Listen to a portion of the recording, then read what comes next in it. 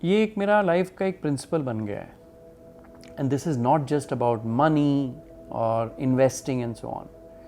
पहले मैंने ये अपने इन्वेस्टिंग प्रिंसिपल के लिए बनाया था जब मैं फ़ंड में काम करता था, और आज भी जब मैं इन्वेस्ट करता हूँ इस चीज़ को यूज़ करता हूँ। लेकिन ये चीज़ अब मेरे रिलेशनशिप्स में काम आती है, किसी भी चीज़ में काम आती है। और प्रिंसिपल बहुत सिंपल है। आप किसी भी चीज़ में कुछ खरीदते हो या इन्वेस्ट करते हो, चार चीज़ें हो सकती हैं। एक होता है कि आप बहुत सारा मुनाफा कमा सकते हो, जिसको मैं बोलता हूँ लार्ज प्रॉफिट। एक है आप थोड़ा मुनाफा कमा सकते हो, थोड़ा प्रॉफिट बना सकते हो, उसको मैं बोलता हूँ small profit. Large profit, small profit. Third option क्या है कि थोड़ा सा पैसा खो सकते हो, कि आपने 100 रुपये में चीज़ खरीदी, 98 रुपये हो गई, आपका थोड़ा सा 2 रुपया नुकसान हो गया, उसको मैं बोलता हूँ स्मॉल लॉस। लास्ट होता है लार्ज लॉस। लार्ज लॉस का मतलब क्या है कि आपकी पूरी कैपिटल ही खत्म हो गई।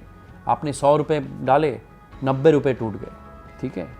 तो आप कुछ भी करोगे लाइफ में, चार चीज़ें पॉसिबल है: large profit, small loss, large loss. Relationships में ये होता है कि कभी चोट लग गई, किसी से दुखी हो गए, वगैरह वगैरह।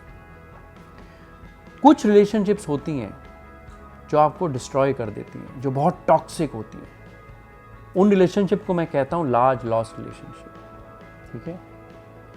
लाइफ में हमेशा आप कुछ भी करो, अवॉइड लार्ज लॉस।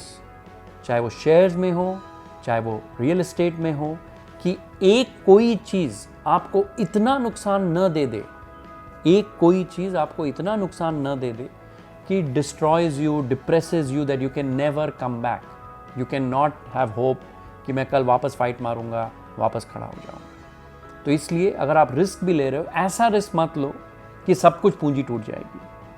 ऐसी रिलेशनशिप में मत जाओ कि जहाँ आपको मालूम है टॉक्सिक है, this can be very detrimental to me emotionally and so on.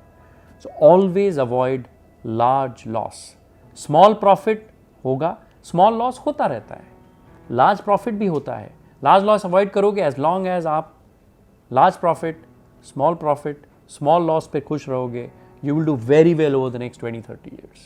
Just avoid large loss.